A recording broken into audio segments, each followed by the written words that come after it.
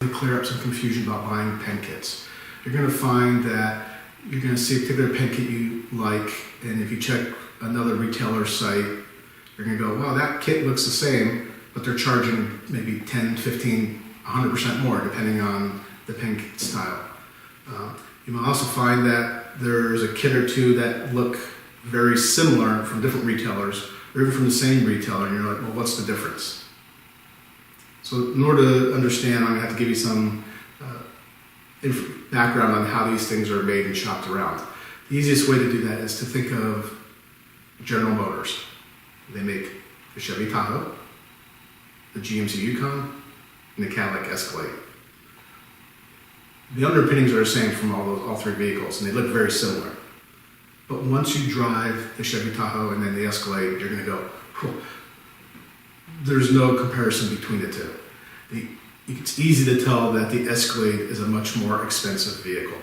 It rides smoother, the cabin noise is much more quieter, the seats are much more comfortable, there's more options available, the fit and finishes on the steering wheel and the dashboard are nicer. Same manufacturer, same basic vehicle, but you could tell one's the luxury brand, the high-end expensive brand kit, and the other one's not. The other way you find duplicate the same type of kit from everywhere else is the design patent has expired. Years ago, there was a company called, I'm going to say their name is Fein, F-E-I-N.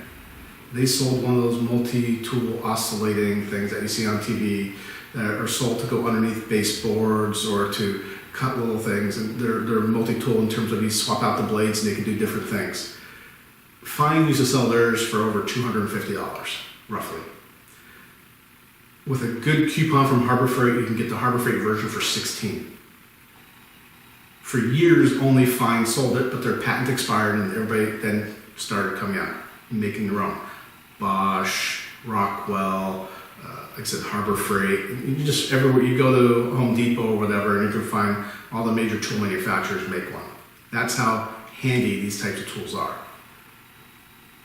But just like comparing the Tahoe to the Escalade, you take that Harbor Freight version to the Fein version, and there's no comparison. The Harbor Freight one, after 5 minutes, your arm's falling off from vibration. And it gets warm. It's just not high quality. It's one of those things where you go out and buy it if you just need to use it a few times, and you're okay if it breaks and you can throw it away. The Fein version is going to last you for years. That's how of a quality tool it is. So that's an example of same design, different manufacturers. So they build to whatever price point they're trying to sell it at. If you're trying to sell something for $16, obviously you're not putting a lot of quality into it for a power tool versus power tool you're selling for $250. You've got a lot of money in there to make a very nice tool. So how does this relate to pen kits? Well, you find a pen kit that looks very similar among multiple retailers, and you go, okay, how do I tell which one's better, which one's not? And the first thing to do is ask the internet, right? Go to the pen turning websites, either Pen Turners forums on Facebook, International Association of Pen Turners, their website, and you post which retailer's kit version do you prefer and why. I came across one kit that I really liked.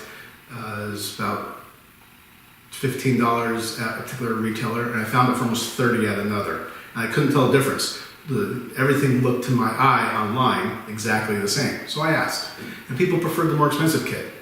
And so I asked, well, why do you? And they talked about how well it wrote, how the ink cartridge lasts longer, how it was a cleaner, didn't leave little blots here and there.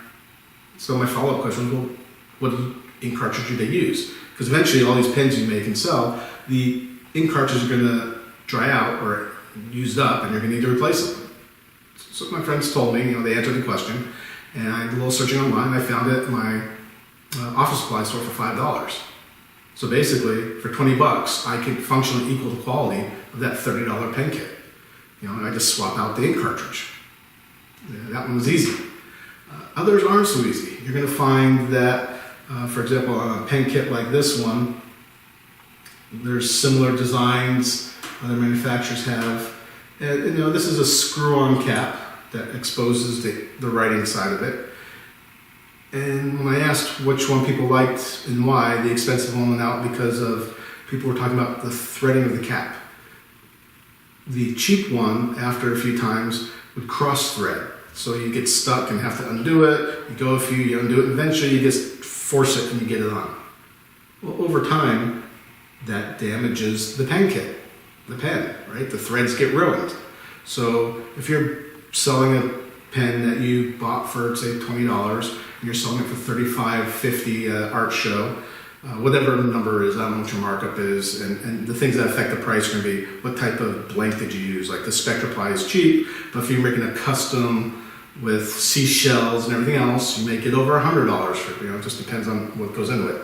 But regardless, you don't want to sell an expensive pen and have an angry customer a few weeks later because the threads break. And how do you make them a new one? Do you give them their money back? So in this case, the more expensive kit was the way to go.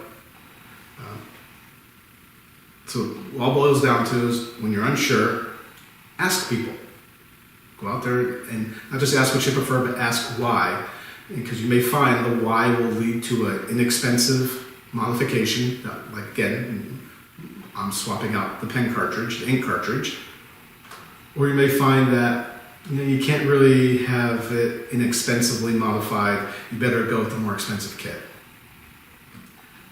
Hope that clears up some of the confusion when you're buying pen kits out there. And if you have any questions, send me an email, put a comment on this video, and I will get back to you.